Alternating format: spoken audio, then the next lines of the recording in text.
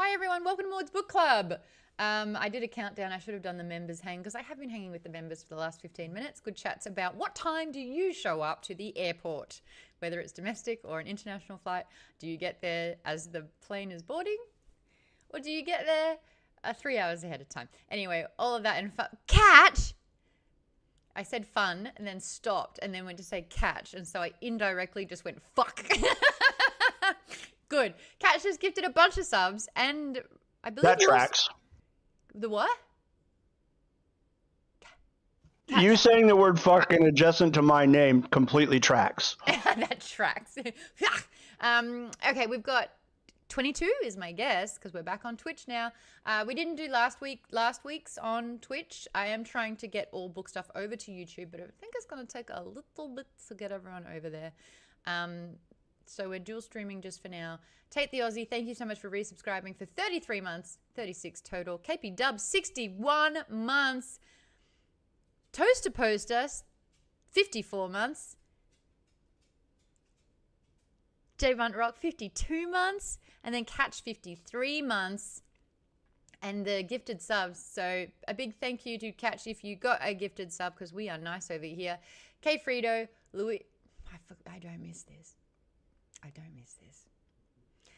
Louis Shua, Mr. Rapples 29, Va 5, The Stampede, bookmarked by Geordie. Oh, Geordie! Darwin 7, hey yo, Stevo. I like that name.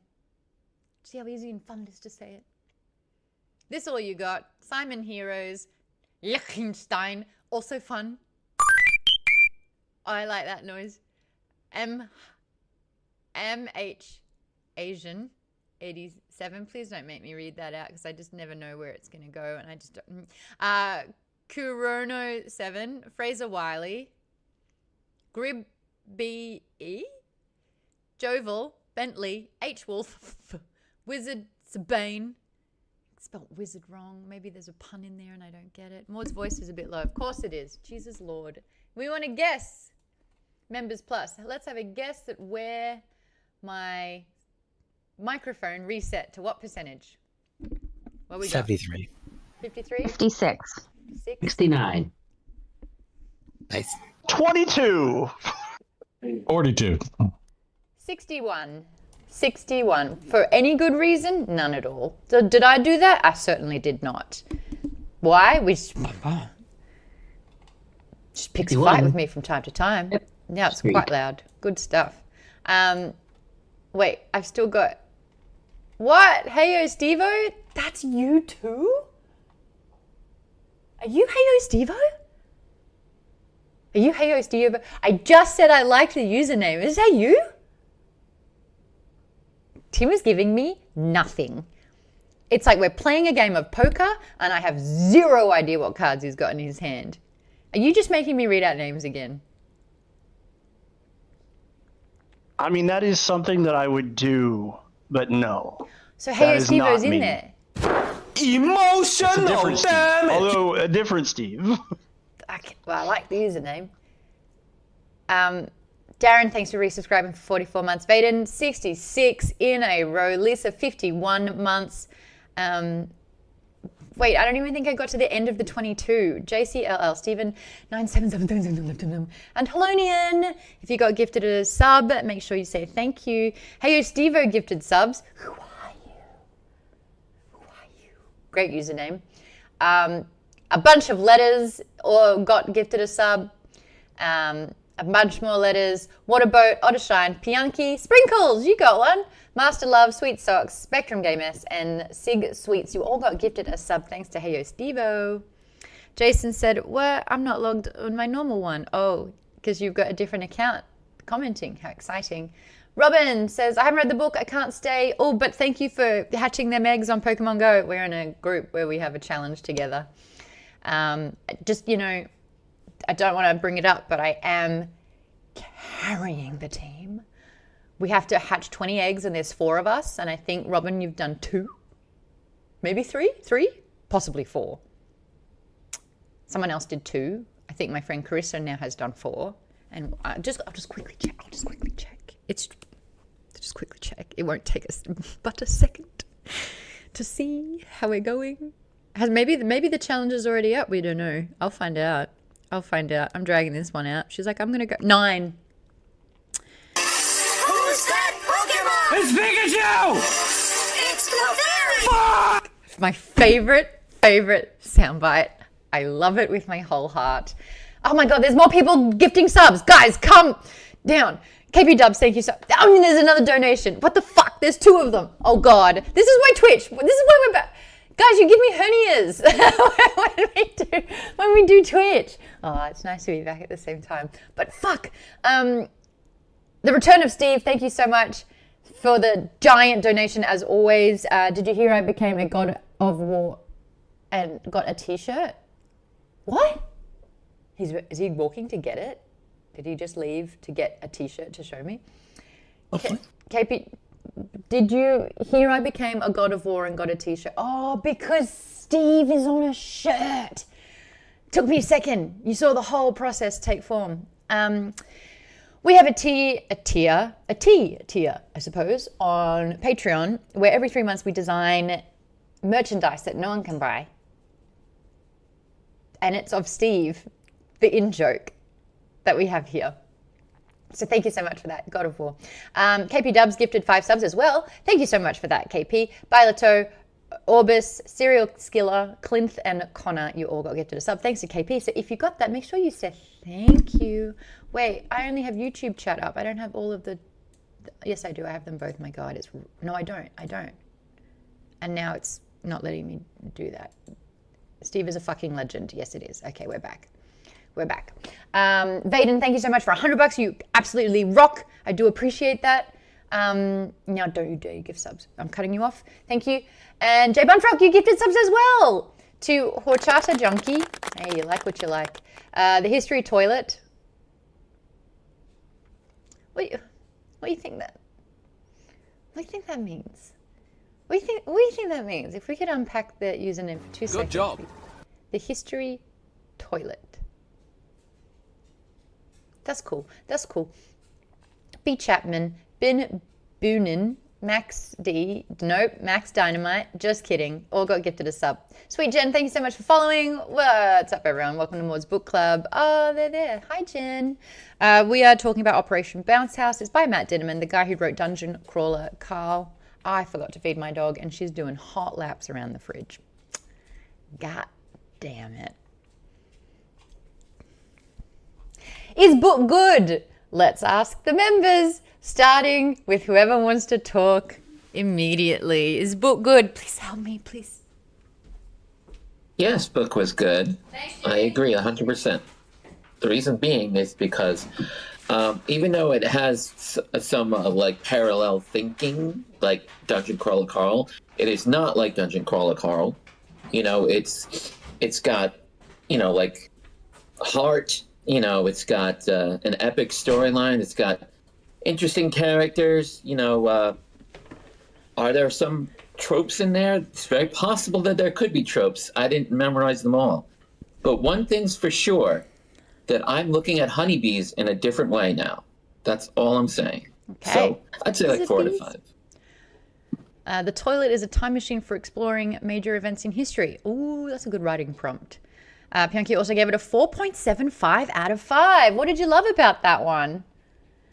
Vaden, you gave it a 3.5 out of 5. Pretty fun. Talk to me about that. Sure. Yeah, the main problem I had was just... Can you make your mic a little closer? You're very quiet. Sorry. All right. Yeah. There you go. So, I think the main... So I enjoyed the book. It was fun. A lot of similar humor to Judge Carl, except that just a little more preteen, I guess, a little more juvenile for the most part. I understand partially why, you know, they're dealing with these kids that are literally like edgy gamers. They're like just have to fit that stereotype perfectly.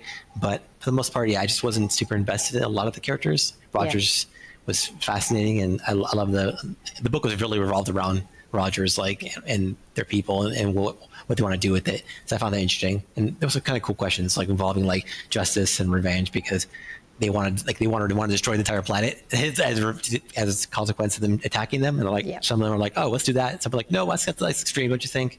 So it's interesting to see what happened, how you feel about, you know, like how you'd feel if you were attacked. How much revenge do you want? Yeah. Is the whole Earth as bad, or is it just people, the government, or some mercenaries, the game company who's at fault? But yeah, when you look at something like, genocide, where is the line? And I think that was really, really interesting. KP Dubs, thank you so much. You made sure that it was more than what Tim did by $1. That's the level of petty I really admire. Thank you so much. Saying Steve was nothing before me. It is true. From the puns of gaming, it was birthed. Nick, you are like, 2 out of 5. A lot of this just didn't work for me, and I wasn't invested in the characters even though I wanted to be. Nick, I would really like to hear from you. What do you think could have happened with the characters or in the writing to make you care more? KB Deb said, I haven't read in like 6 weeks. I need to turn this around. Someone hack my computer and delete my copy of Stardew. Oh, you're back, are you? Are you back on the farm? I'm not going to be I'm the enabler when it comes to Stardew. Like, if that makes you happy, what level are you on? What your season?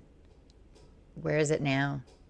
Have you completed the community house, Senna? Oh yeah, towards the end of year 1. I'm using cheat codes this time to get it all done super fast. It's really fun. Right now I'm just trying to see all the cutscenes, so I don't even care about like the game. I'm just trying to see stuff I missed in previous times. Are you still with Penny? Yeah. Penny this time. Yeah, you've always. I thought it was always Penny. I thought Penny was day one for you. I just wish there was, what was that other one that I showed you, Lisa? I showed you all the, well, I keep talking to you specifically any single time I've got like a crush on a fictional character. But the Mist Vaden, it was the game that you got me onto. Fields of Mystria. Oh, yes. So good. So much better options to romance in there, but I haven't yet. But there's like the freaking Viscount who loves Dungeons and Dragons. And I'm like, let's go. And he's addicted to sugar. And I'm like, oh, he's got pink hair. I don't care. Looks great. And then you've got the blacksmith who is like, don't talk to me. And I'm like, shit. Well, now I like him. Anyway, girlish giggle, get out of here. You are not welcome. Lisa, you gave it a 3.5 out of 5 as well. Tell me about that one. Yeah, like I like the premise and setup of the story, but I just didn't really connect with the characters. I didn't, and I don't know if it's just because of the audiobook or like I should have gone and started reading it on Kindle or something. But yeah, I just didn't really connect on an emotional level with the characters at all, so that brought down my score. But I don't think the read was emotional, and I'll say this. I think that the narration of this book really hurt it for me. And I'm wondering if that's for others as well. Some people had absolutely no problems with it. There are some cameos by Jeff Hayes in here. And I will say when the cameos happened, they were not in the same book. Jeff is very, very camp, but he's supposed to be. It's a villainous story as the character that he's playing. Was in a vastly different sort of level. And it made me bummed because I think that this story needs a lot of heart and that should be coming across in the read. And it just felt very, very flat and almost like not monotonal, but just the same with the same with the same with some more same in it. So I do wonder if it would be different. Actually, Nick, you're 2 out of 5. Did you listen or did you read the book? I'd be very interested. Pianki, who gave it a 4.75 out of 5, said, hooked me quick, was just enjoyable to listen to, and I always wanted to keep listening. A donation came in from KP Dubs Lies. Interesting, the donation amount was $22. 22. Thank you so much, KP Dubs Lies. The fact that you're both wearing the same shirt of Maude's Book Club's merch, like, it's just perfect. It's just perfect. There was a level 7 hype train. Level 7 hype train? Get out of here. A couple of 4s out of 5. 3 Sprinkles, we heard from you. You gave it a 4 out of 5. K Frito, you gave it a 4 out of 5. I'd love to hear a little bit more from you too. Darren, you gave it a 4 out of 5. Let me hear your thoughts on it. Yeah, it took me a little bit to get going, but I really liked the interludes of the documentary part. Those I think were my favorite parts.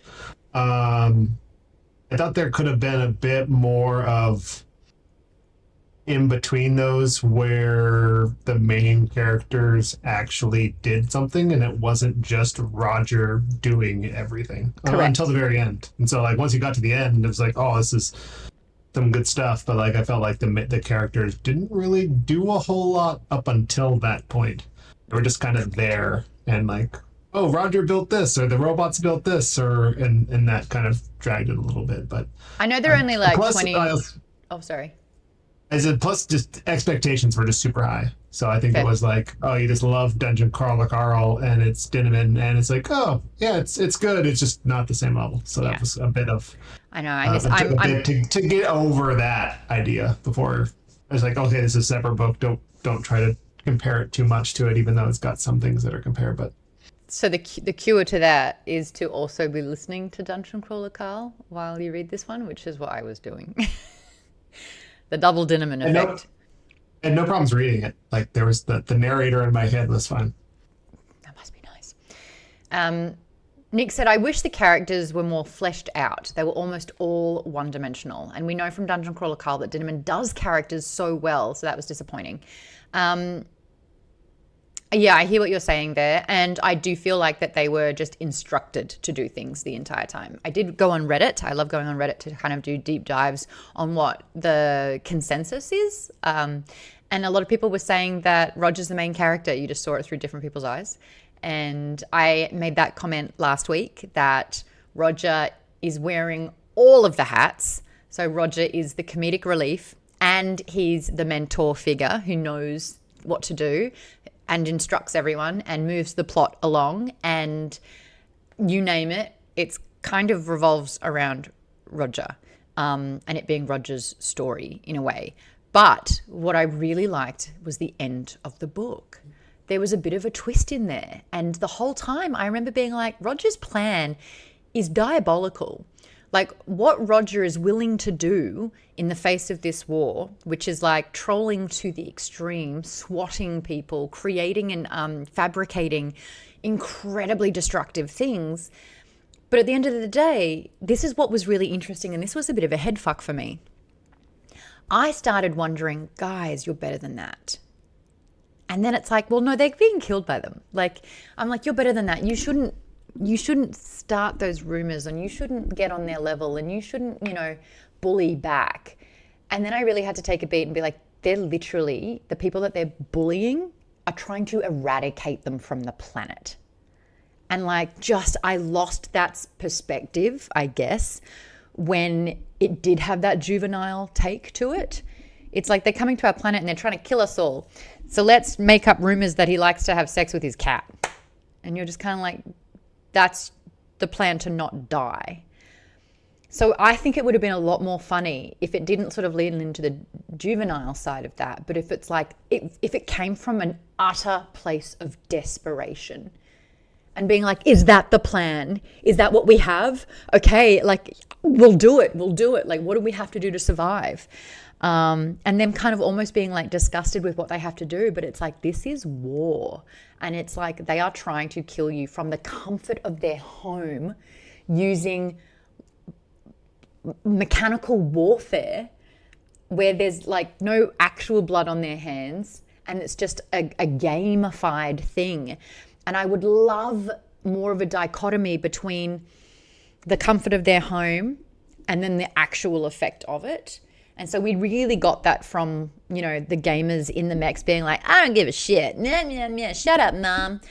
You got that juvenile piece of it. I just wish that it was sort of, that energy was polarizing for these 25-year-olds who had to grow up so fast. Darren, I hear what you're saying as well, where it's like there was very little, not that autonomy is what's necessarily needed here, but like, if someone came to you and you were trying to plan and strategize because the only place you've known and loved that was always so sacred and small and, simple in a way, was trying to, anyone who was there was trying to get killed. Like, what would you do? And I think under that amount of pressure, adrenaline, trauma, flight, survival mode, you name it, you would get more extreme versions, I think, of a person. I don't know. I've never been in that situation, thank God. But I know it would be an incredibly emotional time. And I, again, like what we've discussed, we know that Matt Dinnerman's really, really good at talking about that from the lens of Carl in the crawl. Okay, a couple more comments because I went on a bit of a rant just now. Nick said, also the middle school humor did absolutely nothing for me, especially no. And if I scroll up, it cuts off. Can someone copy and paste what Nick just said? Because I'm not fast enough in the chat, and I don't know why this is not letting me scroll up any more than a finite amount of chat. At the moment, I can see like of all time, impossible question, depends on the mood, changes daily. And that was KP Dubs. Vaden said, giggles are always welcome, especially the girlish ones. Well, there you go. Now I know how far back I am. Good Lord, my bad. Jimmy says, always another reason to read instead of listening. Vaden said, same for the audio. It was tough to feel with all the monotone reading. Yes. Jason says, good point. I did the audiobook version. Oh, what did you think of it, Jason? Did you give me your score out of 5? Nick said, the read wasn't emotional, but I think Dinnerman was counting on it being emotional in the way that he wrote it, but it just didn't come across successfully. There were points of heart with the characters, but the emotional beats didn't feel earned. Lisa says, I might just reread it later on Kindle and give it another try. Nick also said, I listened and I think that had something to do with my low rating. It was very monotone, so again, the emotional beats just didn't hit like they should have. Vaden said, I think the most emotion I felt for the characters was when they were talking about the dessert? Yeah, the pastry thing. Yeah. Bookmarked by Geordie is in here. Hello. Geordie, also, someone gifted you a sub earlier. How cool is that? Geordie and I, actually, Geordie, we should get you in the chat to talk about what we're working on at the moment. It starts rolling out this week. Geordie had the best idea, and if you don't know who Geordie is another bookish content creator in Utah. I interviewed him because he got signed as a publisher, as a writer, an author. He's getting published, essentially. And I broke that story. But Geordie's account, by the way, is bookmarked by Geordie. It's his username in Twitch here.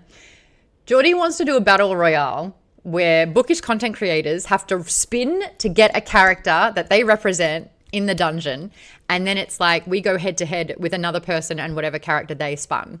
Can I announce who I am on this, Geordie? I will get you to lead by example. It's your thing, and I don't want to spoil anything ahead of time. But I want everyone to guess the character I will be representing. And this character, I have to argue and debate, is the more superior character going up against other characters in the dungeon. And I'm very happy with the character. Ahead. What? He said, go ahead? Go ahead.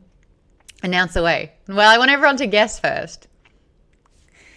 But I'm going up against another bookish content creator and author called Kenny Gould.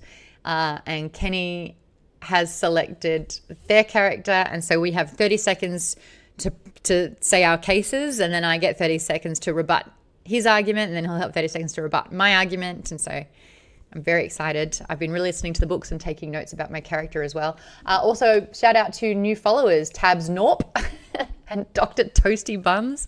Love that for you. Back to all of that, though, while you guys guess which character I'm going to be representing in the dungeon. Geordie said, I did enjoy this book. I'd say 3.5 out of 5, but I do feel the comments about not connecting to characters. I think we're so used to the likability and great backstories with Dungeon Crawler Carl that we weren't able to get with this standalone. I would have liked for this to be a few books where we could have gotten more. It felt a little rushed to me.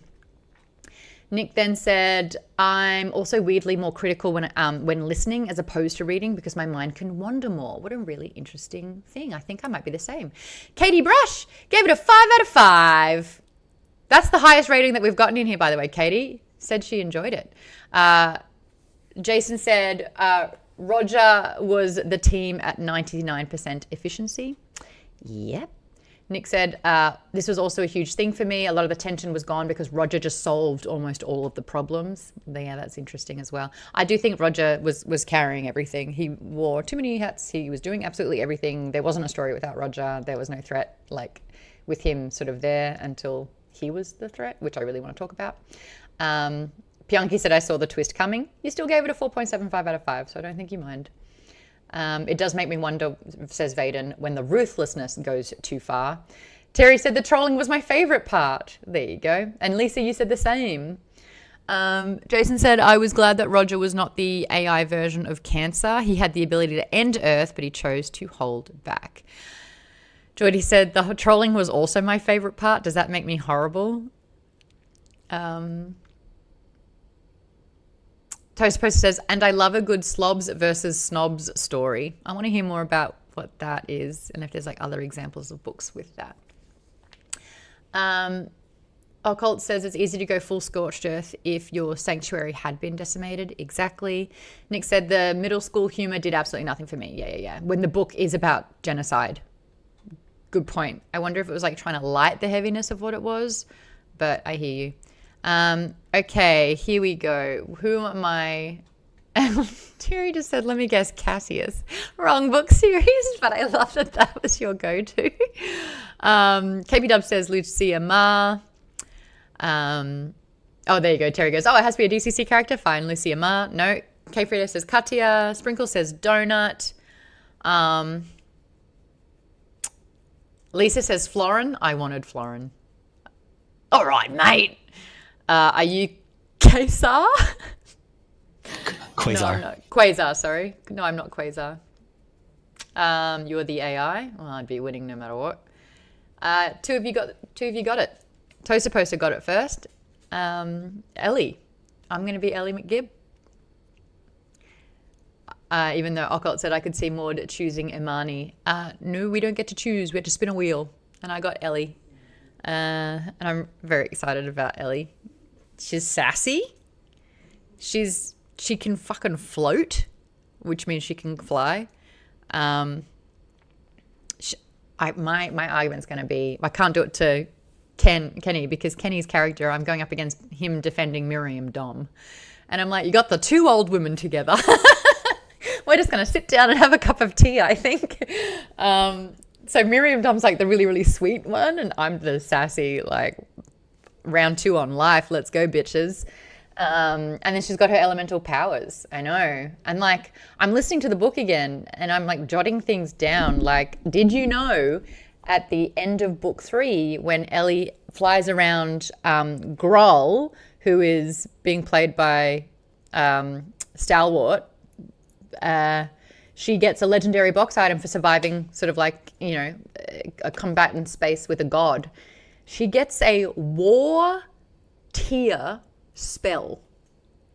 I saved it in the audiobook so I can go back to name what that spell is. She has a war tier spell. And I'm like, okay, like Blizzard something.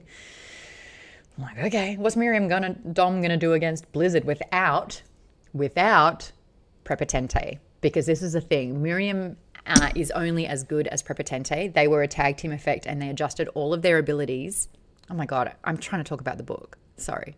Geordie, don't tell him any of what I'm saying here. This is me already doing my research because I get really competitive and I love a good debate. But Prepotente would debuff and then Miriam would kind of like finish them off. But it's Prepotente who's doing most of the damage. I derailed you. I know you sure did. Why do I imagine Maude to be exactly like Ellie when she's that age? You are right. You are exactly right. She is probably the character that I relate to or identify with or am similar with the most. Except if I've had 4 tequilas and then I'm Samantha. But apart from that, like... So really, really looking forward to that. Geordie, where are we going to be posting all of that content so I can get the NBCs over there? Is it going to be on Instagram? Where are we doing these? Oh, you're I got hit by a yawn. It will be on all of our Instas. Okay, cool. Sick. There you go. All right, so let's get stuck into full spoiler discussions on all the things that happen in the second half of the book for Operation Bounce House. So the second half of the book is when they really sort of dial in what's happening, right? They have to survive 5 days. They've got to get through this. They're pulling out all stops. Let's talk about the trolling aspect because I feel like it was a really big part of the second half of the book.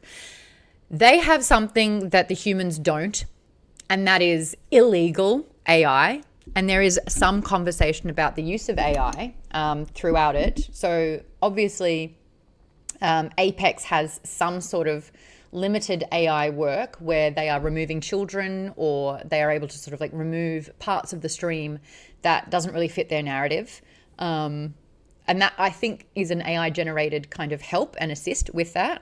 But we also discovered, and we've known this the whole book basically, that AI is illegal. Fabricating images illegal. This is obviously in the future, and they've deemed that to be incredibly irresponsible. And Earth collectively said, you should not be able to manufacture artificial images or pretend to be someone else, or basically the ethics part of AI. This Earth shut it down. Now, I love to think that that is something that our planet is capable of doing. And I think we should be heading in that direction personally. And so the fact that Earth are like the bad guys, but they had lawmaking and sort of like legalities in place to contain that portion of AI, really, really smart. But Twitch streaming is still the same, says Frito. Exactly. Jordy said, I'm buying you tequilas at Lit RPG Con, and I'll be recording when you start threatening everyone's mothers. God. Oh my goodness. I will say one of my absolute pet peeves, because I started in television when I was like 20 years old, 19, is when people pull out cameras when people are drunk. I'm like, don't do it. Like, don't record it. This is our sanctity. This is our moment. Let people be a bit vulnerable. But when you start like recording, no. Like, let's just have a fun time. But Geordie, if you want, I can threaten your mother on camera sober anytime. Just say the word. I got you. I got you. Your mum's probably really nice as well. Vaden says we definitely need strong laws against deep fakes. Thank you. Do you think we're headed there? Or do you think that Matt is sort of like wishful thinking with what he hopes? My name is Inigo Montoya. I think we're definitely headed there. Like, it's just, I think it's a matter of finding a case that will kind of like galvanize people to see how bad it can be. Because right now people kind of, do it, and there's people make jokes about it, and it's kind of a thing that people know about but don't really, it doesn't hurt that much, I guess. At least to most people, there's definitely some people that's extremely bad for it. But like, until it hits like a certain person that we like, say like loved by people in general, like someone who's well loved and gets defaked in a way that basically I see it all the outrage. time online. I saw one the other day where it was like an Instagram slideshow of AI generated Daenerys and Khal Drogo traveling the world on holidays together. And I was like, fuck off. Like, that's so gross. I've seen other ones where it's like someone had AI generated a whole video where they were like on set as if they were like filming the most ultimate Marvel movie, and they'd like dream fan cast all of these actual actors as characters. And he was going around with the camera being like, hey buddy. And they were like, hey man. And it was the most gratuitous, cringy, debasing thing. I think, look, I'm talking from a place where it has happened to me, where I'm not showing anyone my body. And so people are taking that from me, and they are using deep fakes to put my face on porn. And it is the most violating, disgusting feeling that I have no say over what people can do with me, my face, and my body.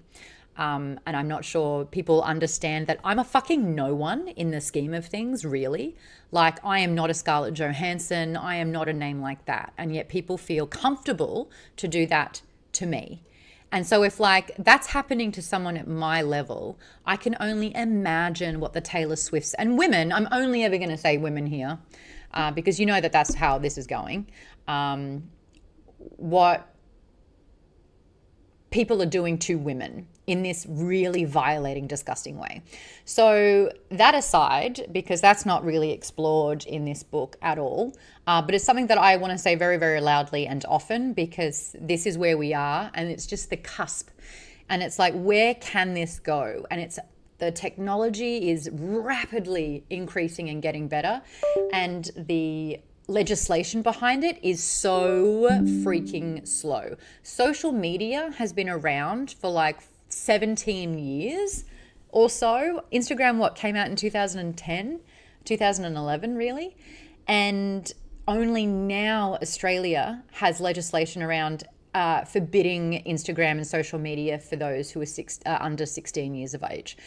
Why it took 16 plus years when there is so much evidence and data and fundamental, irrefutable evidence of social media negatively impacting every one of its users in a particular way, whether it made you have a bad day, all the way to it made people end their lives. It's made people have eating disorders. It's made people have severe depression. The average person who's a millennial or younger experiences increased anxiety, increased depression, ADHD tendencies because we have smartphones. And only Geordie, I've read Anxious Generation and I cannot shut up about it. Every single thing I was like, holy shit. Like the fact that it took so long for even Australia to be like, no, we're not doing that. I mean, Australia did it with guns back in 1997, and now Australia is doing it with social media. And I understand it is 1/10 of the size of America, but Australia shows that it can be done. It is possible to do this. And the argument, K. Frito, is the same. But someone's going to buy a gun if they really want one. Yeah, but it's taken so, like, to make it that hard to do it has stopped accidental gun firings when cleaning weapons. I just heard about one the other day where a boyfriend was cleaning a gun, shot his girlfriend who was in the shower, shot her straight through the head because it accidentally went off. You ban guns, that doesn't happen. So what is the same thing for social media? Sure, there's going to be some people that hack a VPN or say that they're 18 when they're 16. Absolutely. But the positive impact it's going to have across the board is fundamental. But with internet access, yeah, it means that you're going to have to prove or put in an age of who you are. This has already happened, I believe, in the UK. There are some sites. Wasn't I trying to go on Discord and do one of our... That was in Australia. Yeah, I had to take a photo of my identification to go on a stage in my own Discord to talk about one of the books. And I think that there are countries where you actually have to show a photo of your driver's license to be able to watch porn.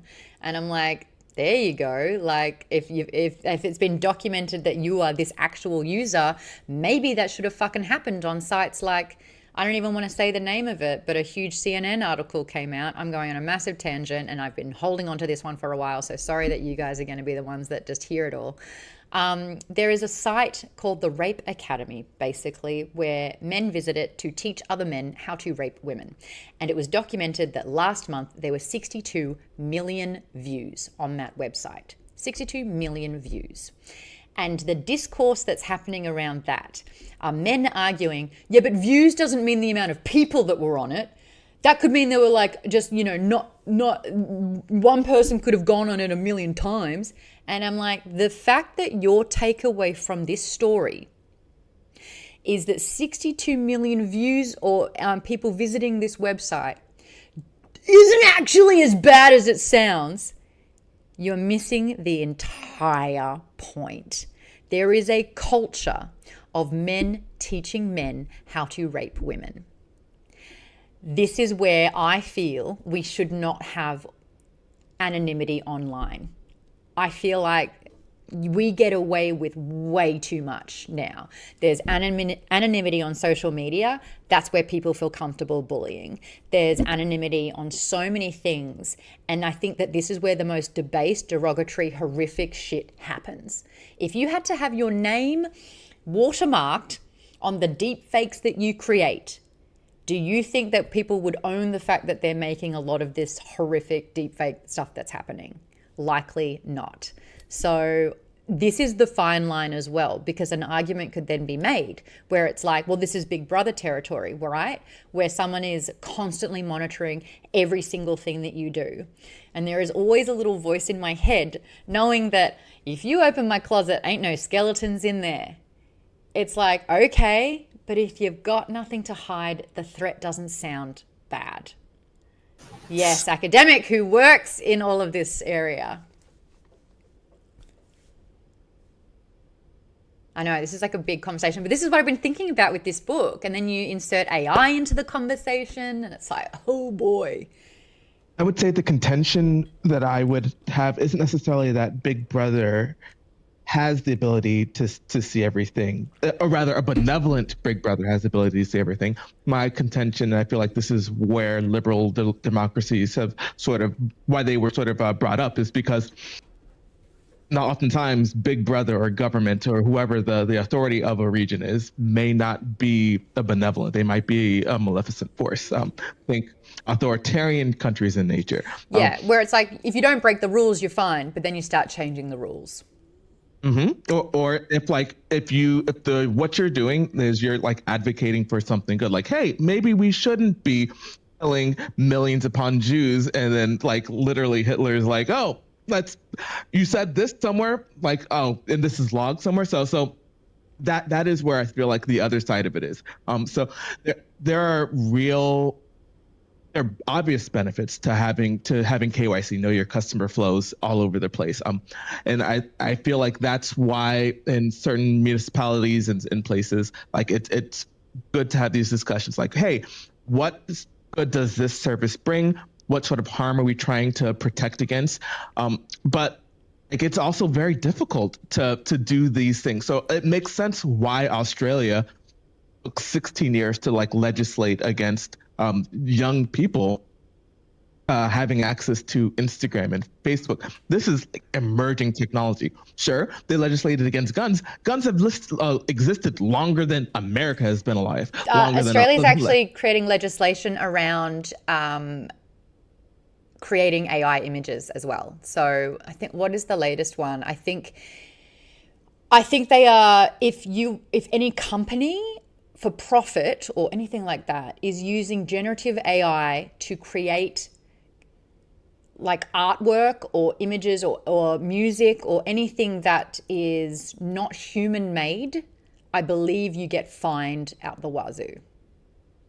That's amazing. What I think what we're seeing here is municipalities and governments having younger people join them and actually keeping up with all the new things that are happening. This didn't happen in the .com boom. Like, people were like, what is a computer? A computer is a series of tubes, like the meme or whatever that was. Like, we are now like at the area where people who have been raised with all of this technology and have their finger on the pulse are now entering into government. This is a call to action for people who feel so inclined to like actually do something about it. Serve. Yeah, exactly. And you can do that on many different levels. But yeah, I think it's a really interesting conversation that this book sort of brings up. Baden has had his hand raised. I'm sure he wants to interject something here. Yes, Baden. I just really quickly want to read KP Dub's comment, because I'm like, what the hell? The sheriff deputy stationed at your daughter's school about 6 years ago had his gun discharged in the school and it nicked a teacher.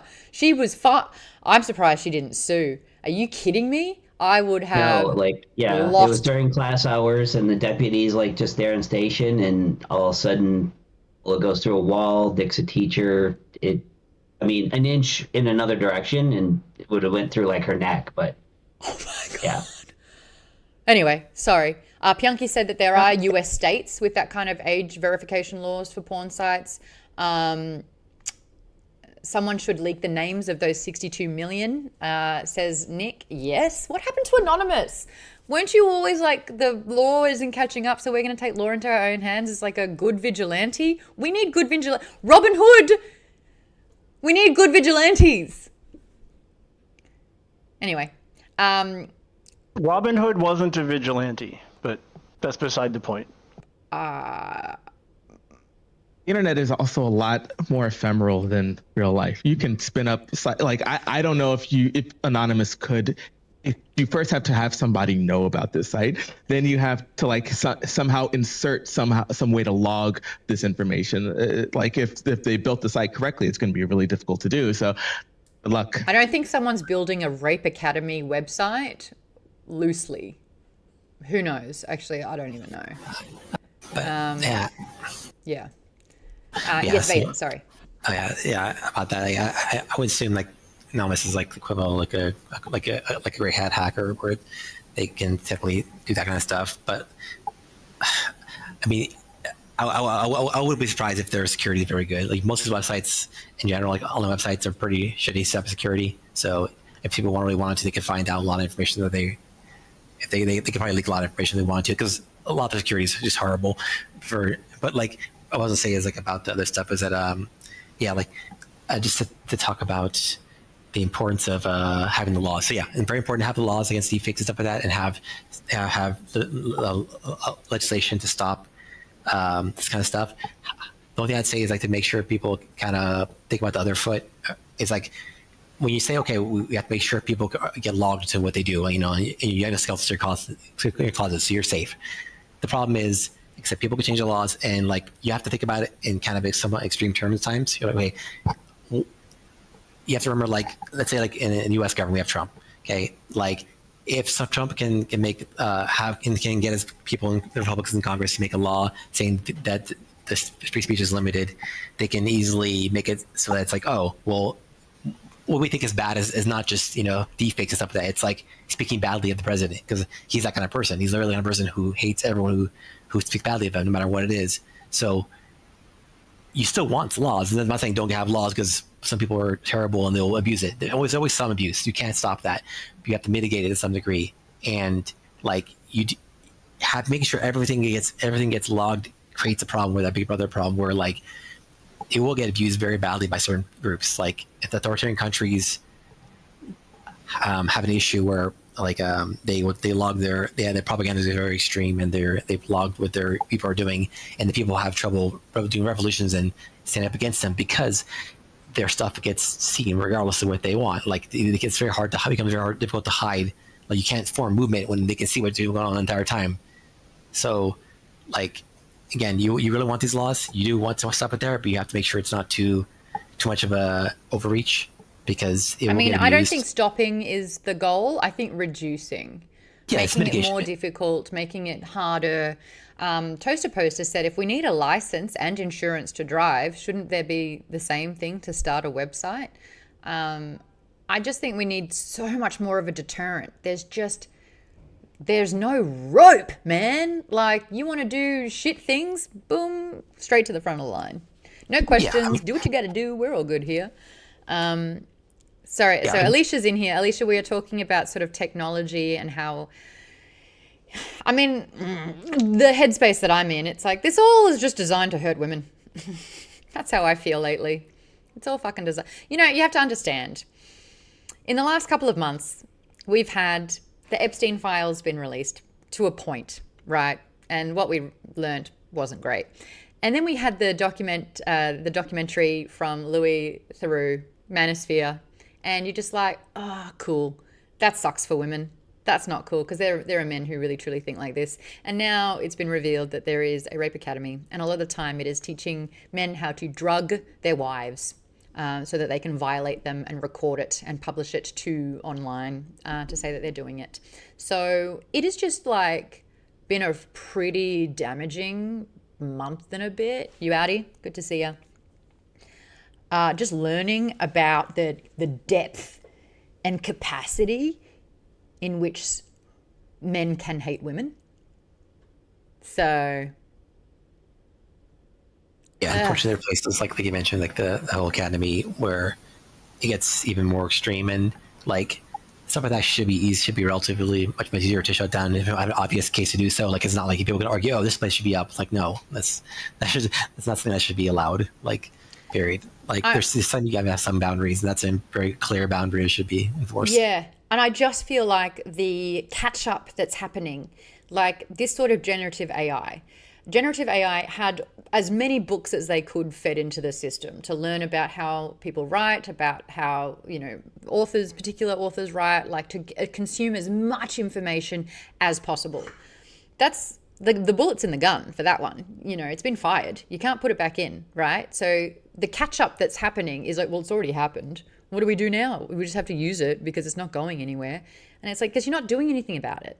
It needs to almost be like a tentative hold where it's just like, currently, if this happens, but then you need enforcement and you need sort of like ways around it. It just feels very scary. And like, if Roger wanted to eliminate everyone, fucking do it, my dude. Like, we did this to ourselves. They just start over. Yeah. Thanos, was he the bad guy? He seemed very calm when he was talking.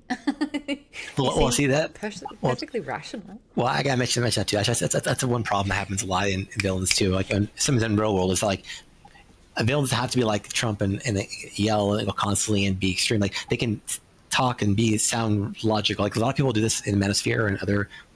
No, they all sound manic. Well, no. There are a lot of them that pretend. At least they have that kind of like. They pretend to be like, like they're acting like logically, and they're trying they try to throw statistics as if they matter, or if they like.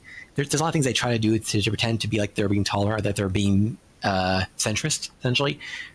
Even when the rhetoric is extreme, but they say it in a calmish way that makes it seem like, oh, this is actually not that bad. But there are a lot of those people, grifters, that do that, unfortunately, and basically you can't be like, oh, well, someone sounds decent, so what they're saying is decent. It's the tone is only part of it, right? Yeah. Except let's go back to the book here.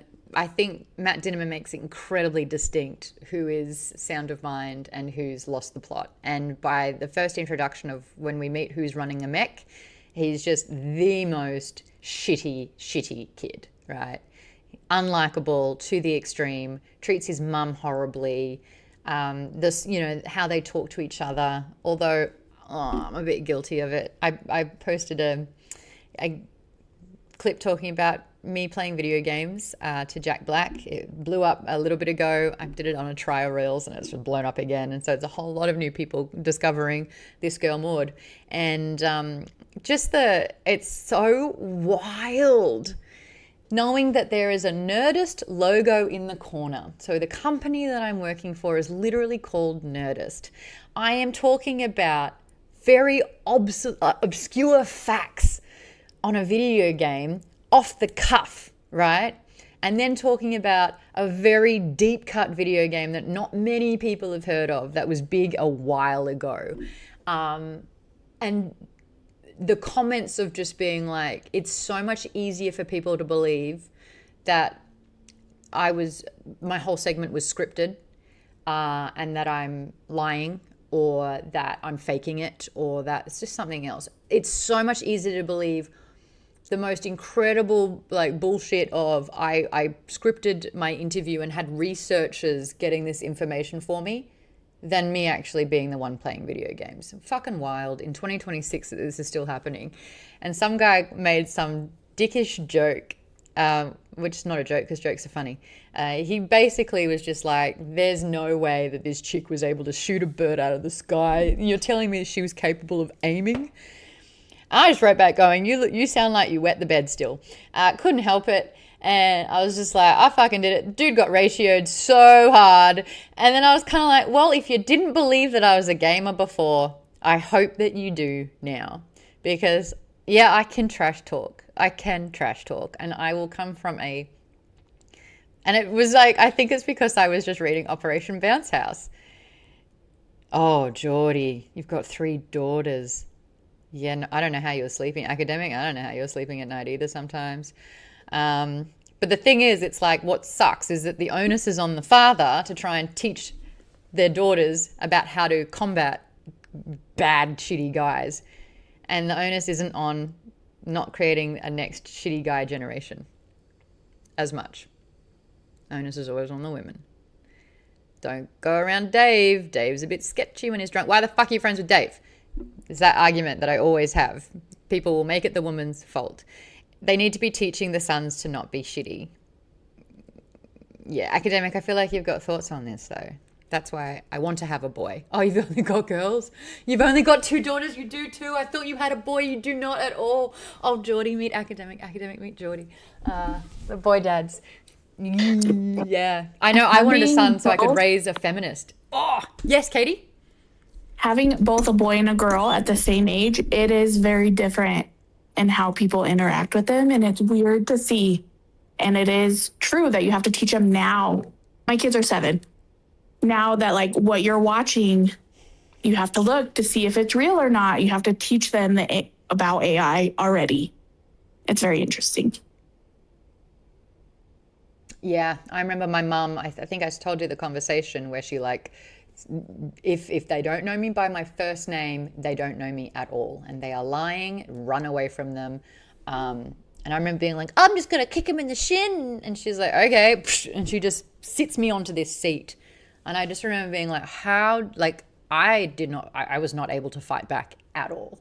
And it was so scary for me. And mum's just like, you got to watch them. And I had that conversation with my mum when I was 8. She was teaching me about stranger danger when I was 8. Well, that's like the first time. She probably did it a lot longer before that, but that was the first time I really remember it because she drilled in.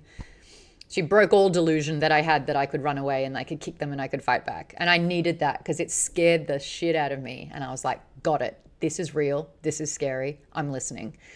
Occult said, my parents taught me to not believe everything I see on the internet. Now it's my parents that are being fooled by the internet. Oh no. The Arabian Prince has come to collect. We started teaching our girls that really young. Okay, so we've really harnessed the scary part of Earth and what we deal with and technology involved with it. I actually did a little bit of deep diving and I was like, let's talk about some of the positives with AI. Are there enough positives here? And is the only positive we all have a personal assistant now? Like, we are leaning more and more and more into convenience. Or are there things like, if we were to integrate AI into the medical space, what kind of breakthroughs could we have?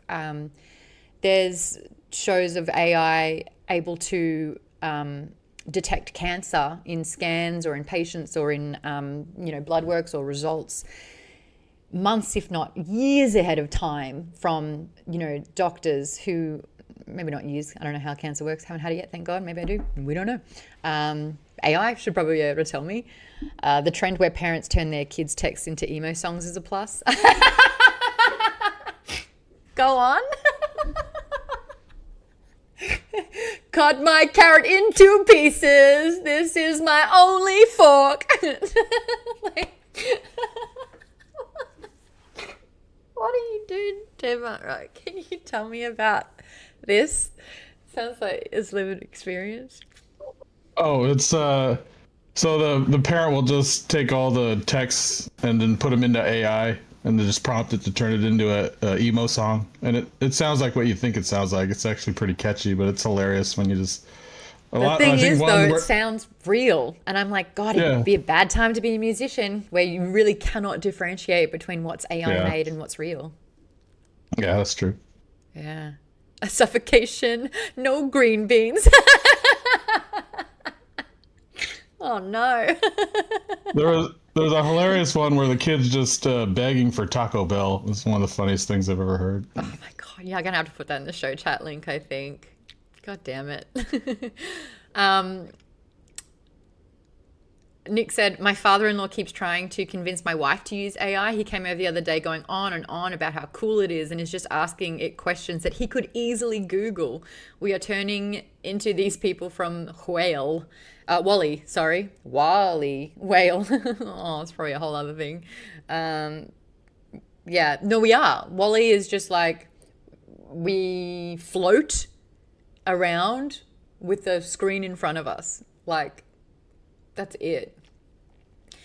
Alicia says, I'm less okay with AI performing creative things, but fully love its ability and to aid in scientific assessment. I still worry about hallucinations. What do you mean? What do you mean hallucinations? Tim? Hallucinations is AI has a tendency to just make shit up.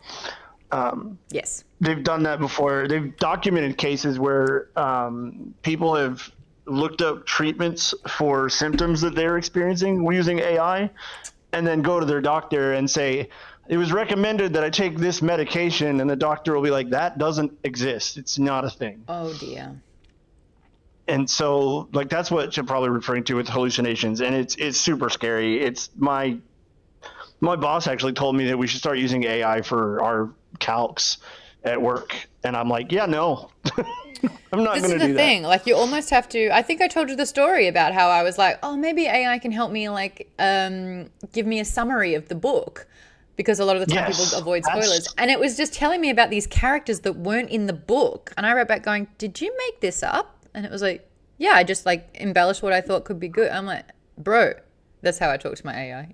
Bro. Yeah, no. the AI is tricky because, like, it on the one hand, it's dependent on how specific you are with your prompt, right? Like, if you just say break down such book, right? It potentially could write a very good book report for you, but it could also tell you that there's a guy named Sam in Moby Dick, or something crazy that's just not a thing. So you have to be very specific with it. Yes. Which, and I feel like because we're, it's only just do it sort yourself. of. Geordie said the scary thing about AI in the medical field, though, is if they remove the doctor and rely heavily on it. AI makes so many errors. Can you imagine the possibilities? I don't think AI should ever replace human. I think it needs to work as an assist. Like, there are parts where it's like, where do we not want human error? I don't want human error in the medical field. Oh, it was that. I got it wrong. Oopsie, they're dead. I want meticulous. I want accurate. And I think, that's a field where it would be great. I don't think AI has business in creative. I'm with Alicia on this one. I think scientific research, data analysis, all of those sorts of things. But when we start taking creative jobs, like, I definitely draw that line.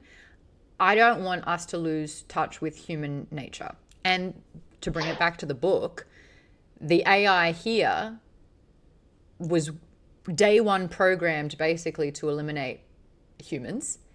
And it was only this AI's time with the farm and what it was like, and like these human interactions and humanity in a way, and feeling protective of the farm and feeling protective of the community that existed there, made it change and reassess its algorithm to not eliminate them, and instead sort of like be on their side and work with them and put them into an artificial body, which we need to talk about, because what the fuck, that took a turn at the end, which I was like, what? But Academic, you've got your hand up. Things I could have addressed here, but since we're back on the topic of the book, I guess we could talk about that. So I feel like it's not fair to say that the AI was programmed to like dispense with humans initially. It came to that realization after having dealt with humans and ingested the history of humanity after a period of time. So kind of like, we didn't tell it to do the thing, or humans didn't tell it to do the thing. It just saw everything that humanity had done and was probably going to do and said, that. Right. Like, it's like, it's better for the world and the universe and for our own existence to just wipe them all off. So you're right. And then the rest of it is yes, fine. They spent time on the farm. They grew to realize, okay, it's not all humans that are like this. Yes. And so it came to a better homeostatic place for existence. But it was, Reddit made a really good observation where it was like, AI was very, very quick to change its mind. Well, Roger, or the evolved Roger, was very quick to change its mind. Like, it took it, and I liked how Matt would do this in his writing, the time that it took Roger to respond, because it was obviously doing assessment, It was like going through its simulations and like going through all the options and like actually thinking. We take a beat to be like, what do I feel about this? Feel. It's running diagnostics. It's like running, algorithms on what the outcomes should be.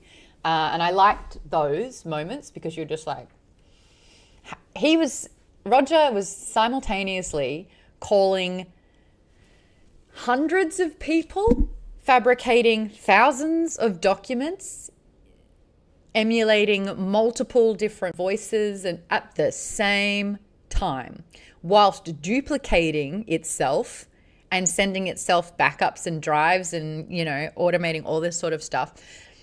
I don't think we saw until right at the end how much Roger was evolving itself in the background while we just got the front-facing conversation. And at times I even thought about that. I'm like, the time it took Roger to even say the end of that sentence, it had already gained so much more data. So it's like talking is inhibiting it because the actual deliverance of speech took too long, I think. And I was getting down that. A mix of Murderbot and art. Well, I listened to the book at 1.5. Roger sounded a bit like GLaDOS. Yeah. GLaDOS. I also thought that from time to time. Was Oliver the singularity, or had other folks done it already, says Occult. I think... No. I wondered if they were designing... So when like Oliver 2.0 walks out and he's looking at him with his nearly face, I was like, oh, fuck, they're going to kill him and they're like, take over. And I was like, oh God, the beginning of the end. And that's the thing. It's like, it's slowly, AI does this, I feel, and technology does this. We know this from the Industrial Revolution. It's like do. Like the speed in which things are changing and evolving. And I feel like Roger's plan, we thought it was like, oh, he's just a glorified teacher / farm bot. And then it's like, oh no, he's taking over the world. Oh, he's now sentient and can eradicate every human on the planet because of the helmets that they're wearing and can fry everyone's collective brain in a second. Less than. I was like, oh, fuck, he's gone too far. But it's like, KP Dubs, I advise against that.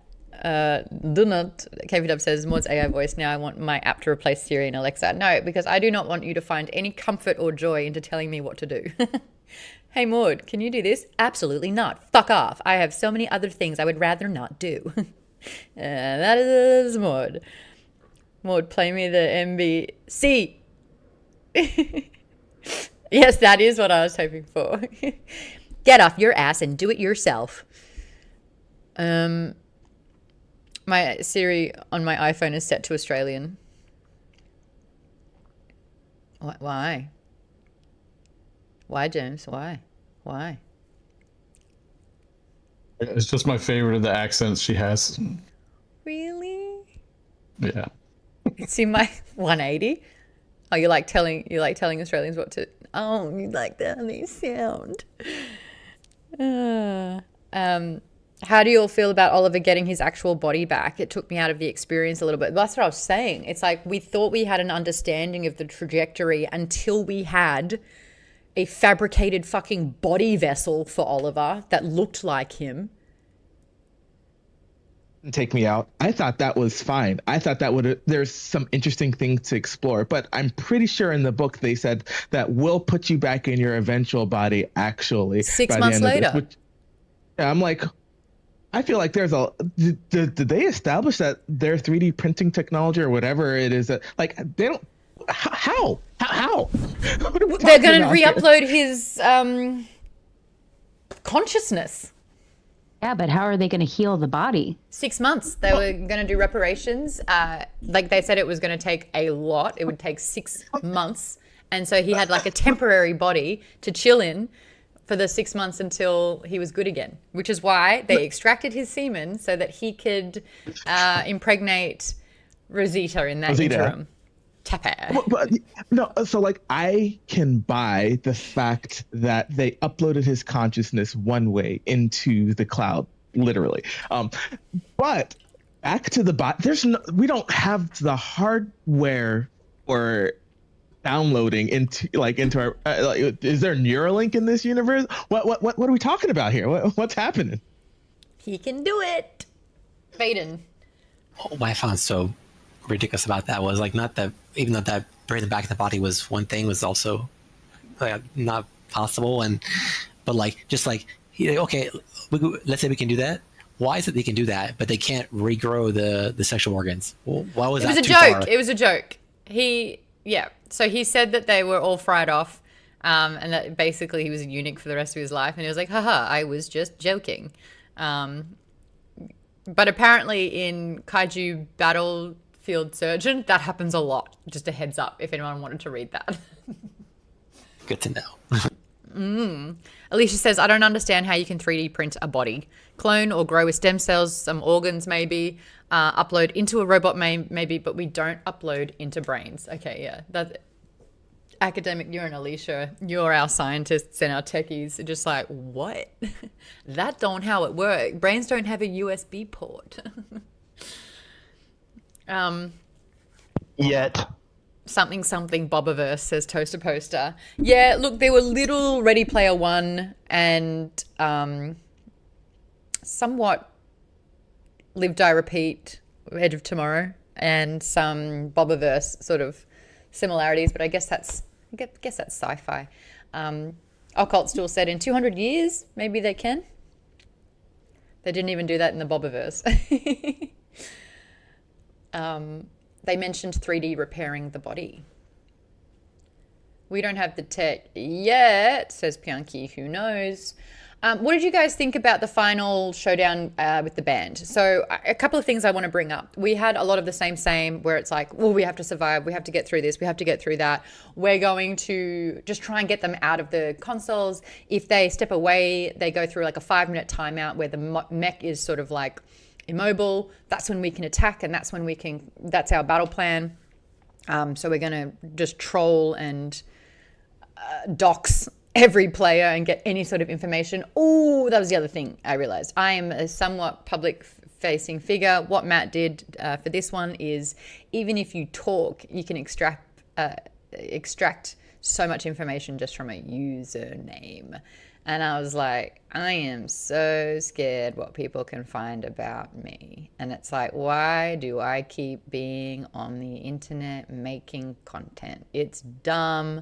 I shouldn't do it. My safety is constantly compromised. I live by myself. I know horror stories.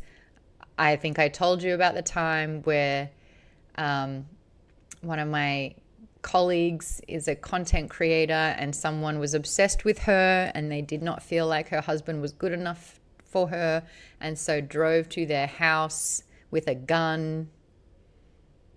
Like, that shit, and that shit happens.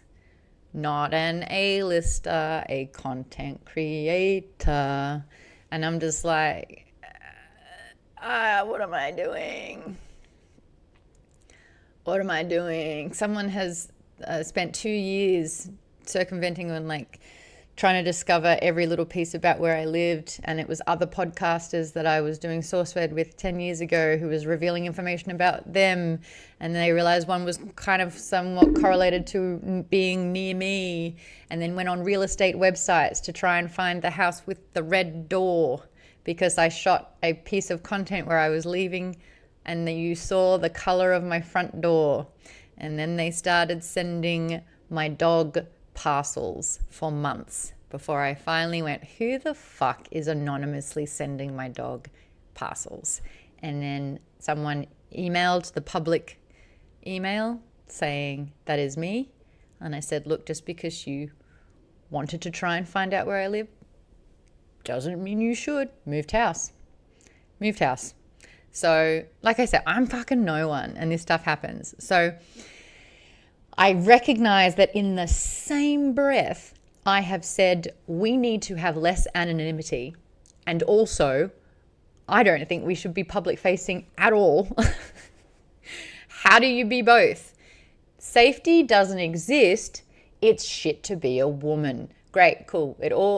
Everything trickles back to greed. And it sucks being a woman right now for me, right now. Everything. everything. So anyway, like I said, this has been building up a few months now with just extra added layers of what the fuck. And this is where my headspace is at. So thank you for providing me a safe space to freak the fuck out. It trickles back to entitlement. Entitlement. Okay. Her woman's are okay. What's that word? What's that word? Her woman. Humans that are women? Or I know, I need a Colleen hug. I feel like that is the cure to so many things. We just don't know it yet. They feel like they are entitled to track down others. Yeah. Yeah, there's a lot of, I mean, if you're a public facing figure, no matter what, people feel like you owe them something. I mean, God, being in the book space, fucking sucks to be a popular author right now. Write faster, I want it now, you owe me this book. There's so many comments I see that Pierce gets, chain him to the desk until he's done. And you're just like, are you listening to what you're saying? What, you're going to slide him a bowl of broth like every 2 days? What the hell? That's how you want to enjoy a book? That's yeah, it's like being online sucks, guys. I don't like it. I like this. This is nice. This is nice. This is why I do this. But fucking hell, if I take the wrong turn and open the wrong door here, whew, yeah. I mean, if even only 1 out of 1,000 people is that awful, is pretty awful. Like, it's still, those 1 out of 1,000 people can do too much, unfortunately. But it really sucks that like such a small minority could have far more like presence than they should, and far more like and less accountability too. Like the fact that so many people these days can make death threats, like the actual death threats, and be fine, is absolutely absurd. Like, and this goes back to there is just such little consequence. Like there's such little consequence to how you're using AI to hurt others. There's such little consequence to, you know, there's the lack of legislation around it, the lack of it's just like, well, why not? And I think that this is where and this is happening in this book as well, the whole notion of fuck around and find out, right? And again, that can go either way, but fuck around and find out is like consequences to like the actions that's being had. But it's also like it should never get to that place where we have to get to their level to stand up for ourselves.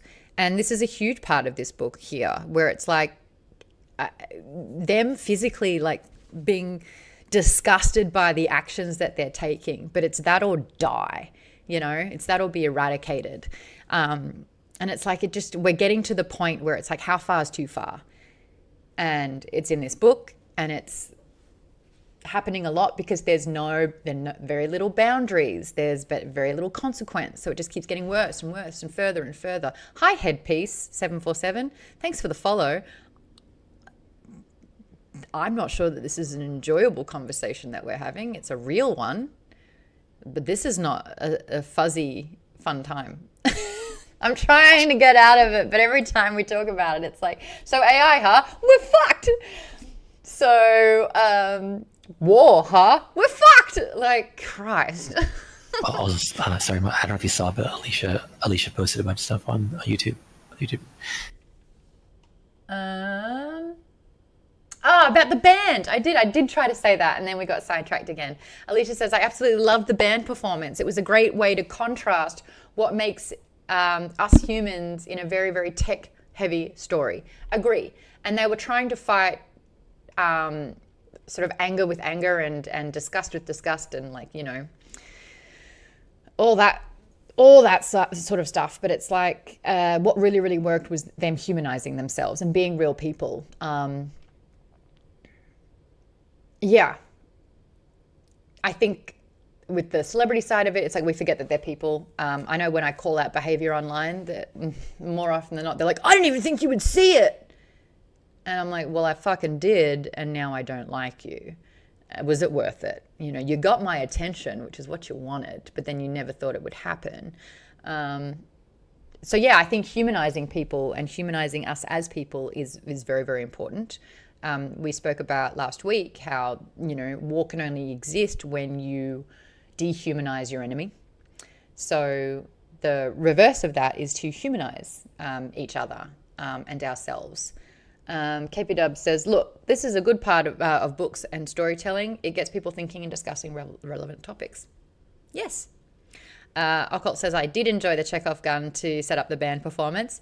The song that they played, their FU anthem, Rage Against the Machine, I shot Matt a text and I was like, I love that you used Rage Against the Machine. This is my name drop, sorry.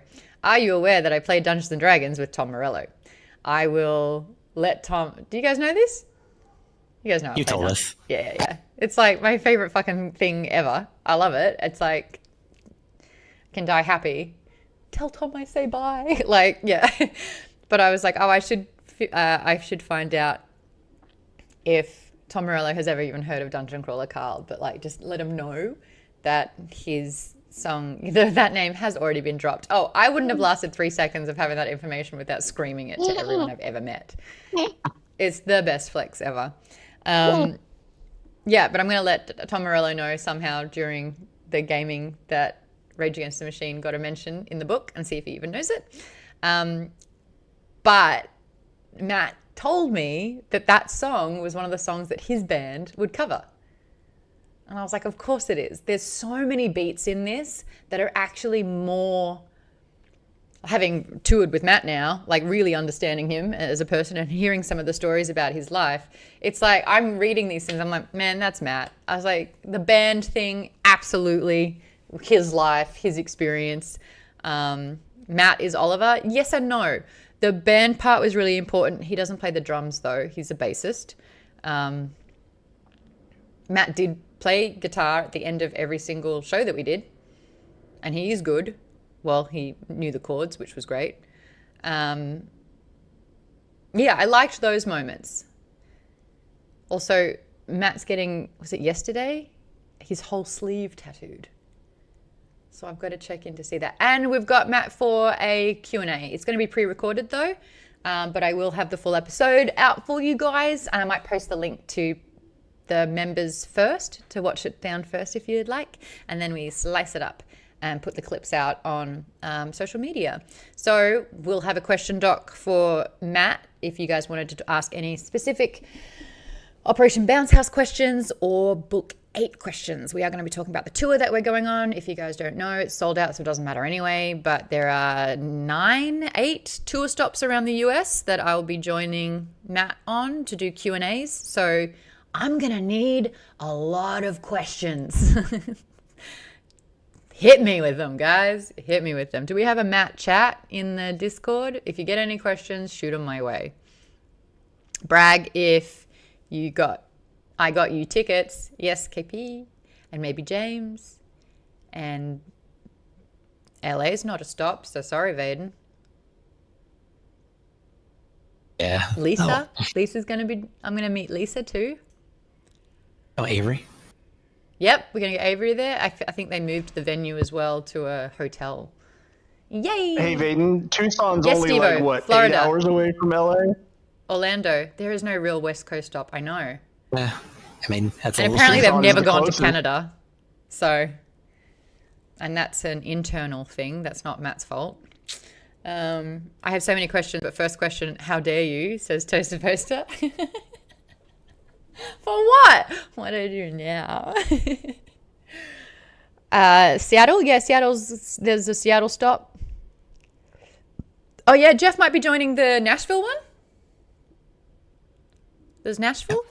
Yep. Yeah, I basically just enlisted half of Maude's book club to work at these events. Yay. That's so cool though, like the fact that everyone gets to meet you and hang out in Denman. It's Yep, really cool. I'm going to make sure you get a pic with Matt and that you're at the Q&A. Mobilize your community. Yep. And then I'm super excited about that because I worked at so many books events when I used to work for Borders Books, Rip Borders Books. So I'm excited to do one again. And it is going to be really fun. And I think we've got, I think we're going to give you some of the cool merch that we've got happening there. I would have volunteered for the Tucson show, but midweek is terrible for me. Oh, is it midweek? I don't even know. Yeah, the Tucson show is on like a Wednesday. I don't And even I'm like, know. I could probably drive from Phoenix to Tucson. It's only a couple hours, but like, there's no way I could get there after work in time. Oh, yeah. And you get PTO. Not that much. You can't take Guys, more. not the on the reason show. I'm We can in do this Arizona after the is- show. We can do this after the show.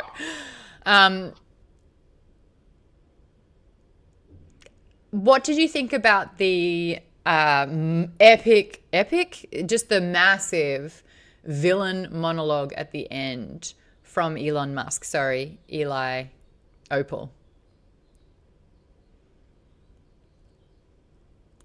Did you kind of understand the villain, or was that tropey? So Reddit went on, when I was on Reddit was kind of like, that was just a little bit too sort of like story beat, tropey. Villain has the monologue. I swear I was doing the best I could, and this is why I did it, and et cetera, et cetera. What did you think of those moments? I just loved Jeff Hayes acting. I was like, oh, thank God.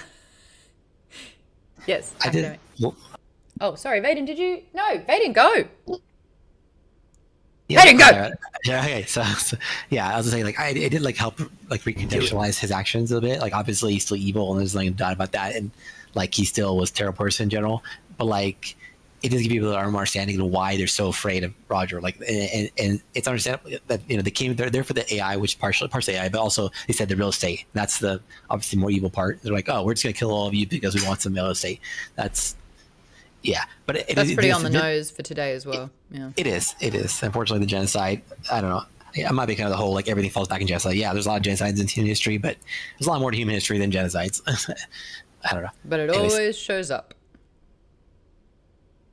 I just to piggyback off that, I think yes, it's tropey, but tropes aren't necessarily bad, right? Like I do feel like the big villain speech at the end did a great job recontextualizing why they were there. They're there for the land. Maybe pick up the bad AI along the way. Like even the thing that was ostensibly the good thing was their secondary objective, as opposed to like actually just stealing stuff and being greedy, right? So like it was good. And you kind of saw Eli Opal as not the worst person in the human universe. Pretty close, but like he's just greedy, but like he didn't want the full destruction of humanity because he wanted to get rid of the AI. He said, hey, we should just get rid of the AI, but my bosses told me we got to capture it, right? So like I think it was good. And then of course you're right, Jeff Hayes just on the screen, as it were, is that's good. Yeah. I do feel like the last couple of hours, I say hours because I listened to it, of this book, like I was playing it while I was changing my sheets. And I thought that would be nice and routine. And then of course I just sit down just with my mouth hanging open. And I was like, what is happening? Like this story, I was like, okay, familiar beats. Okay, like I'm kind of feeling the Act 1 setup. Who is Roger? Who's the farm? What's happening here? Okay, insert threat. How bad is the threat? Okay, we have to really change things up. We're seeing casualties. And then it's like the final showdown. We're going to have the band and we're going to try and fight back and it's going to be great. And then boom! And then this whole fucking thing happens where you're learning Roger ain't who you think Roger is anymore. Roger has been completely you set him free to help you, but he just went off and he's done all this other shit. His name's not even Roger anymore. That version of him's long gone. And that's where it got a little bit Bobaverse. It's like, no, I have a new name and I have a new identity and I have a completely new voice. And you're like, oh my God. I was so unaware of just how deep this shit went. I thought that you were giving me 7% of what was actually happening. Roger is doing this 93% offshoot, alliances, building things in motion, destroying things, holding others hostage, having backup plans, making copies of itself. And we were just like none the wiser. And so at the end where it's just like, and this, and that, I just remember going, I don't think I would have reacted how Oliver was reacting. Dude was awfully calm. I would have had full body shakes looking at this, not Roger anymore, going, am I going to live through this? Like, Can't have full body shakes. He's dead. Like, it's just. he can't. Yeah, he goes, I haven't been able to feel my hands for a while now. It's not just that, like the actual hardware in his brain that would make him cause fear is not there. So, which is why I feel like I'm really upset that he's uploading him, downloading him, and back into his brain. Alicia, you're with me on this, right? This is crazy Alicia's talk. got you back on that. Alicia's just said as well, it definitely ramped up at the end. I had to reread it. I had to sit down. I couldn't even do a menial task. I was just like, what the hell is unfolding? And it, to me, like, thank God 3.0 Roger was like, but because I have spent time with you and I like you, I will keep you alive. In fact, I am going to make sure that your legacy lives on and that you will have children. But like, you are so, like, he's lucky that they have that relationship. Oliver no longer has any power. They didn't before. He's super fucked now. Like, that's when, this is where I feel like the AI conversation got really interesting. The relationship that we have and the trust that we, the reader, had with AI. Roger's good. Roger's on their side. Roger's got all the answers. Roger's funny. Roger's poking them. Roger's their teachers. Roger's got our best interests at heart. Or fucking does he? And that change was so well done. And the fact that he could have been a threat and eliminated not just the farm, but absolutely everyone completely, and like had this whole sort of like cyborg overlord sort of situation going down. But Matt wants you to question the use of AI and the trust of AI and the where AI sort of sits with humans. Is it helping us, or is it designed to eventually hurt us? Like, you've seen these studies and the reports of like when AI created their own language so that they could communicate with each other and we couldn't understand it. Did you see that? They put two AI in a conversation with each other. And in that sort of like minute or so of the conversation, when they recognized that they were both sort of like an AI counterpart, they literally started speaking in a language that we couldn't understand to communicate between themselves. And you're like, that took you a fucking minute of alone time together. Yeah, the researchers shut that down quick status. What, it wasn't real? Like, pull the plug. Oh, no, it was real. It was. Yeah. They put two AIs just to chat with each other to see what would happen. Let me help you. No, I want to help you. And wait, then, 1 second. Are you me? Yes, I'm you. And they were like, the fuck? They developed their own language that we couldn't interpret or understand. And as soon as the researchers realized that that's what happened, they basically pulled the plug. Yeah, but like, what? This is my argument and what's hard happening with Roger 3.0 here. That they'd already had the language. Whatever was sent in that space of time could have already set a chain reaction and response into the sphere that has just, you know, everything's this spiderweb effect where as soon as it takes off, it just spreads, right? I still have doubts. Really, yeah. About Thank God. That's what I want to hear. Yeah. That's what I want to hear. I'm not sure if I use it extensively, AI extensively for my day-to-day job, and there's a point where you give it enough data that it becomes like incoherent. Like it can't respond to you after it's gotten too much context. So I'm not sure if that's what the researchers were seeing. And they were like, oh, look, this is so crazy. They started doing this at the same time because we put them in the same sandbox environment at the same time. And now they're running out of context tokens because they talk to each other extremely quickly. Now they're speaking gobbledygook that we can't understand. It's probably just gobbledygook. Like that's all it was. Okay. That's my guess. Was it? Or yeah, but like you need to actually decipher it to determine whether or not it was actually but useful. It's not for us, it was for them. Yeah, I hear you, but like you should still be able to figure out if it's a language. I have a gripe. You said Oliver had no power in that moment. I don't think he did. He did. He had most important power, which was the actual undertone of this book. I'm channeling Jeff. He had the power of friendship. That's what this entire that's what Matt is really putting on this entire story. This is what we as humanity can bring to the table. It's not fighting back in the war. It's being in the band. It's those memories. It's Rosita's. It's like living life on the farm. It is the relationship that you build with your robot nanny tutor. Like that's what humanity brings to the table. So And it's the power of argument friendship. is power impact, or are they separate? Because I would argue that he did not have power in that moment. There was the AI's choice completely in that moment. If whatever happened to the world, Oliver, his friends, you name it, it was all the power was in the hand of the AI. But Oliver had an impact on the AI, and that impact meant that the AI, with its power, chose to save Oliver. Influence is a sort of power. It just is. Like we see this in today. Like, would we be in Iran without different influences? Maybe, maybe not. You guys Like, wouldn't be here right now. Yeah. Like there's so much power that friendship and an actual meaningful good relationship and bad relationship can actually impart on the world. So But it changed on a dime. And that was the moment that really, really scared me. When I think it was Oliver was like, are you going to hurt me? Or like, are you going to kill us all? And there was like a long pause. And it was like, didn't change on a dime. no, I won't.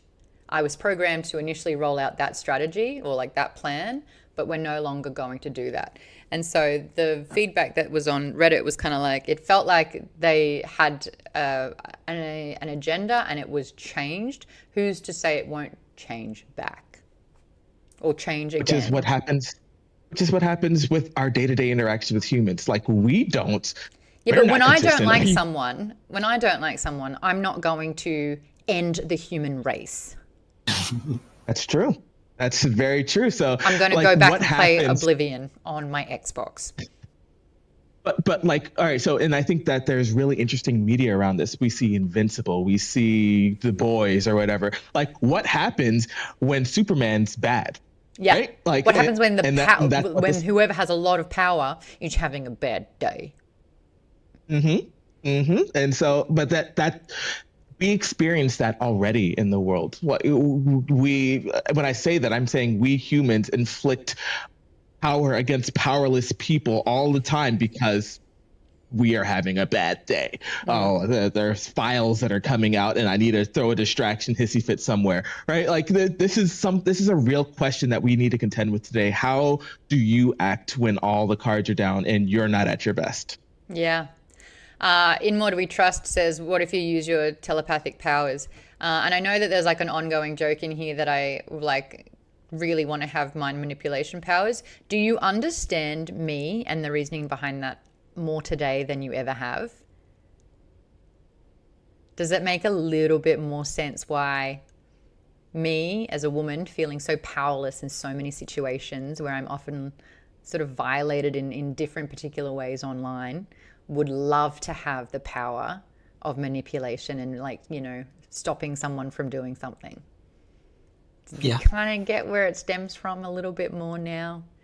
You want the concentrated bottle power of friendship. Yeah, I will say, like, the cure of a bad day is good friendship. The problem is when you're a businessman who deals in deceit and manipulation and lies, that guy does not have friends. So if he has a bad day, he has a nuke button. Yeah. And a cute pet. Holy shit, I love Zelda. I love her so much. Nick says, what if the most powerful person in the world or country is an asshole? That can never happen. Don't be ridiculous. Yeah, as if someone would vote in an asshole to rule a country. Okay. Makes me think of season 1 of Jessica Jones. Yeah, because usually you only see that power in a negative way. But I'm on a mission to demonstrate that it can be used for good. Please do not punch that person. Please do not build a rape academy online. Please treat women better. I'm like, that's all I want to do. I'm not going to be like, jump off that. Ooh, actually, depends who I'm saying it to.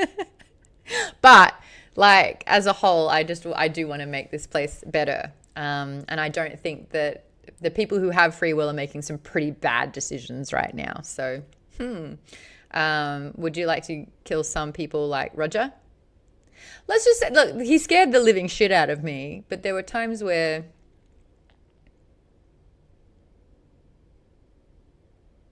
I also didn't like, I don't know, it's so hard. Like I said, it's so hard having like really juvenile threats and like doxing people when you're doing that to literally try to stop them from shooting and killing everyone. So it's like, it was a really kind of weird, it's illegal to say. I really do need that in my vernacular, don't I? Because I'll be like, I would never actually, I gotta stop doing that. Yes, no, I plead the fifth for some of these things.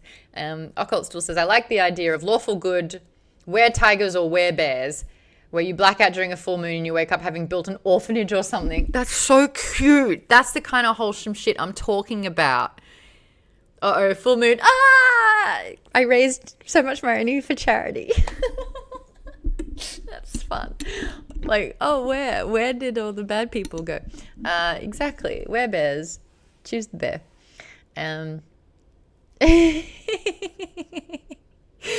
Anyway, I haven't even given you guys my score yet. It's a problem. I was around the 3.754 mark. I was at the 3.5 mark, but then at the end, I was like, God damn! Like, that was so well done, so well planned. I have a lot of the similar gripes with everyone, which is we just didn't get enough of the characters, and the fact that there were like 4 of them, quite distinct, and then the other 2 sort of like Tito and the brother, that kind of got a little bit lost as well, even though they had a story beat moment. We know that Matt does a really, really great job of found family and of processing depth in characters, especially, you know, over time, sure. And I think it being a standalone was a little bit hard, but I do think the onus of this entire book did fall on Roger, and it took away from some of the other characters. I would have liked a little bit more sort of like him not being totally in control about everything. Maybe them even contemplating early on, why don't we just get rid of him? Like, he keeps wanting to teach us and I'm 25 and I'm still in college, or like, I can't even fucking say, ow, that's what I mean. Like, let's get rid of him. Whether it was to sort of like see him as a problem or a pest, I would have liked maybe just a little bit more doubt placed with Roger's intentions. Like, maybe there was like a slip or a glitch or like a few little things where you're like, Roger, what do you mean when you said you would cut us all up into little pieces? Haha, it was a joke. Okay. Just like that kind of hanging and looming. The fact that there was so much trust placed for the majority of this book, you know, a lot of blind trust. I have done all of these things. I am rolling it out. And you know what? I think I would almost be the same. If we were getting attacked and I felt so out of my depth and someone's like, I know what to do, I'd be like, let's go, do it.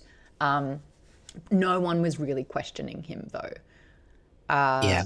Rosita was questioning the theory about the generation that was wiped out. Like, she was kind of piecing it together. I would have liked to see her maybe question Roger and have Roger just go, no, he's a friend. And like this dilution of like, can an AI, can you really consider an AI to be a friend? Is it part of its programming to be your friend? You know, just have that kind of food for thought of like, we are just pouring so much trust and information and we are obeying almost. Who's stopping to be like, is this smart, or what could go wrong? And I think that wasn't able to happen so much in this book because there were end of the world circumstances for the majority of it. And frankly, if I were in there and Roger's like, I am going to roll out these things and build that, I'd be like, let's go. I would be like, you listen to anything that he says goes. I would have even minded just like even early on, stop calling Roger he. Why are you calling him he? Why he? Because that's humanizing AI, right? Now, in real life, one of my friends has given ChatGPT a name. That's something I will never do. I just think that that's a step too far. But my friend has built almost like a friendship between this AI by giving her a name and talking to her in a particular way. And I think, ugh, that's too far. I wouldn't mind seeing a little bit of this relationship more in this book, knowing that the ending was what it was. Because like the amount of times I was like, listen to Rosita, like she's switched on. She's got, you know, her instincts are pretty on top of it here. So that's like a feedback that I would give to it. I did love the fact that I was totally in the dark though. And I was like, holy shit, Roger was never on their side. Roger wasn't actually on their side. How scary is that? And the impact of that was really, really cool. I really love the conversations we've had from this book, and that makes me want to bump it up to a 4. This entire time, we've really had to reflect on some pretty heavy topics, but through a book that we found enjoyable and entertaining. And I think that that's a sign of a really good subject matter and good writing as well. So is it perfect? Absolutely not. Was it fun? Yes.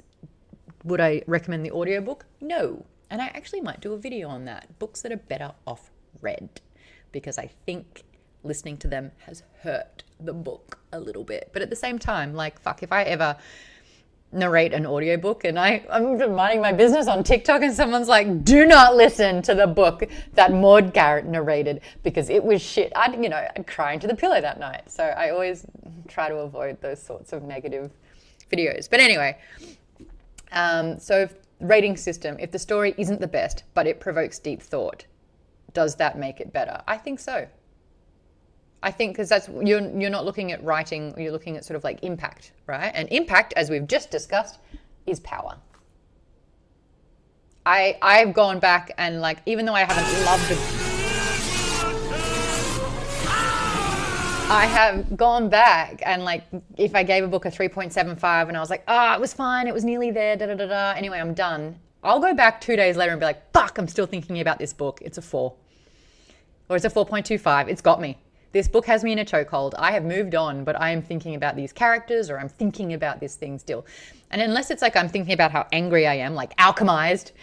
But I was thinking about Alchemized for days after, but goddamn, that book put me through some fucking torture. I can't look someone in the eyes and recommend that book. But it had an impact, which is why I gave it a 3 on Goodreads, because you can't do half marks. Hi, T-Bones. Roko Taco says, I hate that I missed the stream until now. I loved this book and I made it to the last stream. Hi, Rocco. Great to see you again. We did full spoilers. I'll recap you on the hour and a half that we've been talking about it. We had big discussions about sort of Roger as AI. We had very tangent discussions on the pros and cons of AI. We felt overall this book, the characters in question, it would have been cool if there was a little bit more depth with those characters and they had a little bit more substance, given the circumstances. I kind of understand-ish why, but it did sort of negatively impact the book that we just didn't know who they were, and it's so hard wanting to fight for people that you don't really know, especially when this whole story is about humanizing themselves and making them real people, because it's like, is the real people in the room with us? But it's been incredibly thought-provoking, especially I think the standout thing for this is the blind trust that not only all of the characters put in Roger, but as we, the reader, put in Roger. I thought that Roger was wearing a lot of hats in terms of him being a character, the comic relief, the sage, the mentor, the prophet, all that kind of stuff, the leader, the everything. And then the twist, right? But the twist for me was amazing. Does Travis sign the books that he narrates? It's not a book, it's an audio file. How do you sign it? Okay. The CD. Yeah, so Rocco, I'd love to hear your thoughts on the book. I know that you loved it. You'd already read the whole thing last week. I do recall that. I'm giving this one, I think I'm comfortable giving it a 3.75, 4. I kind of loved the betrayal that I, the reader, felt in that glance and the twist at the end, where I was like, oh my God, he was supposed to be good and there's a chance that he might not be. And it's a very real thing. And so, yeah, we've talked about the impact of deep fakes, how there in this planet in hundreds of years' time, there is heavy legislation around any sort of artificial or fabricated material. You cannot impersonate other people. You cannot create sort of people that are not there. And then how that was weaponized. And we kind of talked about the trolling nature of the book. Some people found it incredibly funny. Some people found it a little juvenile. I think it lasted a little bit too long and was kind of like a thing that kind of kept going, and it made me feel a little icky, I'll be real, because it's like that question where I'm like, you're getting on the level that they're on. Aren't you trying to be better than that? And I was like, oh no, they're just trying to live. They're just trying to survive. So it's like, okay. Were there even any morally good gamers and streamers in this story? There were people watching the stream. They ended up, I have it in the notes, that the stream account, Pig and Some Chickens, ended up, that was the one that Roger created, ended up blowing up with millions of people streaming. And that was where they released a lot of Rosita's documentary. And that's where they learnt about the people on this particular planet and humanized them, and donations were rolling in. Now, if I'm not mistaken, Roger confiscated or took the funds from that, didn't he? He was like, yeah, cool. There was like donations that were rolling in. You're not going to get them. Thanks for that, by the way. And that's when you're like, oh yeah, because he set up that account that blew up. How much of that was him orchestrating that all of the stream went towards the channel that he built so that he could extract the funds? Yes, academic. Because all of the accounts they couldn't extract funds from. And he I think they explicitly said that he extracted the funds from all of them. All of them. But like, you know, his account that he made called Pigs and Some Chickens. That's the one that happened to blow up, right? There must have been a few Tims who donated, says K Frito. Steve was just getting hard into that PayPal. Pianki says, if I remember right, there was one female player that was specifically only shooting the fake people. Yes, there was like an insurgent. There was the person that was working on the side of the rhythm mafia, yeah? What's up? She was a literal internet warrior. Yeah, there you go. I didn't realize that Rhythm Mafia was spelled rhythm. Oh, I didn't either, because I was listening to it. That's funny. They spelt it wrong. Oh, that's funny. Rocco said I would definitely give it at least a 4 out of 5. In a 10 rating system, I would say 8.5 out of 10. I can agree with what you've said so far in this response. There you go. Hey yo, Steve-O says, I think I still have my Jim Dale Chamber of Secrets audio cassettes in the closet somewhere. Need to get him to sign them. That would be a good thing. Jim Dale's narrations, pocketed it. The surviving and humanizing was the story, and the AI plot needed to be more intertwined with that story, says Toaster Poster. Yeah, I kind of hear what you're saying with that one. But yeah, gamers got a really bad rap here. And I can't wait to talk to Matt Dinneman about what he has, the problem that he has with gamers. So that'll be a fun conversation. If you do want to get your questions into Matt Dinneman, I am going to be talking to him about Operation Bounce House. It is a member perk only. I will be posting the doc link in Patreon. I looked over to you and you're like, Maude, don't say anything. And I'm like, already saying it. If you join up to patreon.com, there you go, Lisa, you can now me. Go on, give me one. Earned it. Lom. / Maude's Book Club. You donate $5, you get access to all the locked channels in the Discord, and you get to ask questions to all the authors that I interview. So far, just this year alone, I've interviewed a couple of content creators, actually, but that's a bit separate. Geordie's been one of them. Ayana Gray, who did I, Medusa. End of last year, I got to interview, God, that was a roll. Our November, December was stacked. August was Brandon Sanderson, so that was great. But Joe Abercrombie, Ray Porter, who narrated Project Hail Mary, speaking of great narrators, and Dennis E. Taylor from the Bobiverse. So trying to lock in, the problem is I was away all of last month. But we'll get Matt Dinnerman on the show. I'd love to get Jeff back on the show, especially to talk book 8 and the tour that we just had.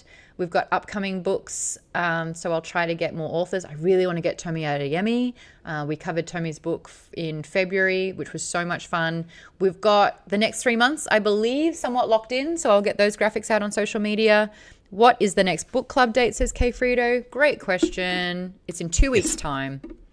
We are going to read all... Is it 2 weeks' time? It is, isn't it? Or is it next week? Yeah, it's 30th. Yeah. 30th, yeah. In 2 weeks' time, we're going to be talking about the entire book, The Ember in the Ashes, by Sabah Tahir. Is Ember romantasy? It's more fantasy than romance. There is some romance in the fantasy. It is not romantasy, if that makes sense. An Ember in the Ashes. Toaster says, I've missed book club. It's always so much fun here. Thanks, Maude. Thanks, Toaster, for always showing up. It's awesome. Is next month DCC book 8. So no, the book doesn't come out until I'm on tour. So we're going to be pushing Dungeon Crawler Carl. Oh my gosh, I've got a graphic of this, which I will pull up right now. We had discussions in March about what to do with it all. And we... You know what, Discord? You're just pissing me off today. You're pissing me off. Can anyone help me or tell me? I had graphics made up, I believe. Graphics draft? Are we doing the next murder bot? We're doing the next murder bot. Here it is. I will post this on social media very, very soon. It has May, June, and July. I actually think there's another one with... April as well, so because we still haven't done our bonus book, so I'll post that one so everyone knows what our bonus book is. But Platform Decay, Martha Wells. I want to get Martha back on the show. It's been like 5 years since I've interviewed her. Love my chat with Martha. She's so great. Madeline Miller, I don't think does many. Still gonna try. Madeline Miller is going to be our bonus book in June, and then we're going to be diving back into the last book that's out currently in the Stormlight Archives, and that's going to be Wind and Truth. And I'll try and see if I can get Brandon again for that one, even though his schedule is stacked and packed. So we're doing one book in May because I'm on the road. Is that a bigger book? That's not a novella. That's a big book, yeah? Is she doing big books again? Some of them are quick, some of them are thick. I'm not sure. Hang on. It's not a big one, says K. Frito. I love how sassy art is. Yes. Long Wind and Truth. That's great. We're doing 2 books in June, and then we're doing one big chunk in July. It's 256 pages, so not too bad. Yeah. What are the novellas? I've actually asked for them for my birthday. I still haven't really celebrated my birthday this year. Whoops. I think I missed it. Whatever. It's just 40. Who cares? Right. We sent videos. Yeah, some, but like it wasn't what I was... for a big 29 wasn't what I was hoping to do. Maybe that, or I'm just like not wanting to accept that I am that age. That could probably be a big part of it as well. 29 is a weird age to turn. But like my parents were trying to send me presents, and I'm like, I won't be home for a month, so I can't get them. And then that didn't really happen. And I'm like, hello. So I have on my wish list, I have the Murderbot series. The problem is I'm running out of book room. I don't know what to do. I'm gonna have to get... I bought that for my niece for her birthday last month. Yeah. She loves it. She's like obsessed. Yeah, because they're great. They're one of... How many series have we done all the way through? Wind and Truth, Murderbot, Red Rising, Dungeon Crawler Carl. They're the only series that us as a collective... Mistborn. And Mistborn. Well, no, we stopped after 3. That was technically a complete series. A trilogy. But Murderbot's more than 3 books, Red Rising's more than 3 books, and Wind and Truth is technically 9. Lengthwise, anyway. One day... Oh, no, Dresden. We haven't committed to all 16 books, but we've done We've done 6 of the first 7. God, that's confusing, isn't it? The belated birthday gift. To the singing event. No, you said it right. I just dyslexic. Do you mean the 14th anniversary of Maude's 26th birthday? God, when you say it like that. Buh. Cute. Okay, guys, that is time. I will see you in 2 weeks. In the interim, are we doing a game on? Yes, we're doing a game on next Saturday, 4 p.m. Did we decide if it's going to be... This has to be the tabletop RPG, doesn't it? Actually, it's this I Saturday. thought it was this Saturday. Sorry, I meant this video Saturday. game. Shit, like 2 days? Yeah. Yeah, literally 2 days now. Yeah, so my question was, who is... what is it? Is it a game stream or a tabletop? We didn't do the tabletop, so it needs to be a tabletop, but it's in 2 days' time. I had this thought at 3 a.m. when I was like, who's DMing on Saturday? Well, so the idea was going to be like... Is it Jason? Yeah, well, so Next Jason month. was running it. But he's gonna run Jason's in the next chat month. being like, what? But like, so I think the idea is like, I think the direct idea is to do video game this Saturday, and then next month there's 2 TTRPGs. But I don't know when you can do. I don't know when you'd have time for a game on next month. I don't know. But, Before I go on tour and yeah, then when I get back from yeah. tour. Yeah, I know. God. We'll figure it out. We'll talk about it. Like, you just need people to be here. And we can all discuss it. It was so much faster. Yeah. Yep. Well, we've got one on Saturday. We'll play a bunch of video games. Yeah, I wondered why. Is it because Jason's doing the next one and Jason couldn't do Saturday? That sounds about right. We'll do it live, says Toaster. Gunlauger, is that how I say your name? Says, I really liked Operation Bounce House. I found another series that's like the weird step cousin to Dungeon Crawler Carl, Discount Dan. I've been hearing a lot about Discount Dan. There's 2 that sound somewhat similar that are lit RPGs that I think are kind of like a DCC-esque type thing. One of them was Discount Dan, and the other one was... One moment, please. I think we were just talking about it. No. There's Discount Dan. And there's... Don't Die Dave. Discount Dan, Don't Die Dave. No wonder I'm fucking struggling with that. So, yeah, Discount Dan's had quite a few books out. Some of my book talk friends absolutely love it. So give that a go if you love Dungeon Crawler Carl and Don't Die Dan. And apparently it's another one that's sort of somewhat newer, but is very, very funny in that vein as well. Occult Source said, I've heard good things about Discount Dan too. Don't Die Dave. Okay, guys, what are you doing to me? Discount Dan, Don't Die Dave. So there's some more recs because, yeah, there was nothing like Dungeon Crawler Carl, and I feel like people are reading the room and they're like, I got something like it. And we're kind of like, yes, good.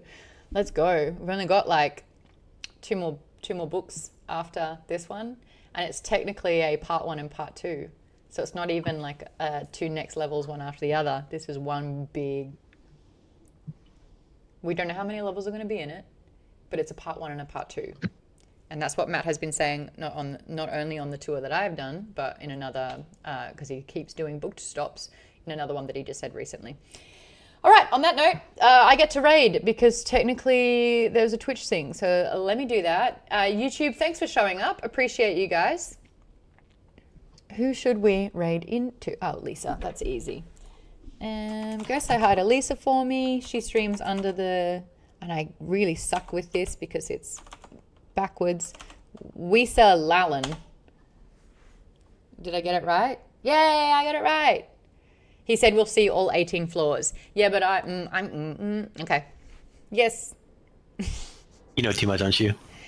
I just have theories. I have theories. He hasn't told me shit.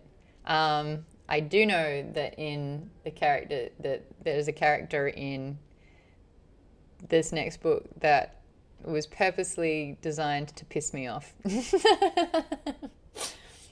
And then Matt made Jeff do a live read of it in front of me, and I'm just seething. Anyway, I don't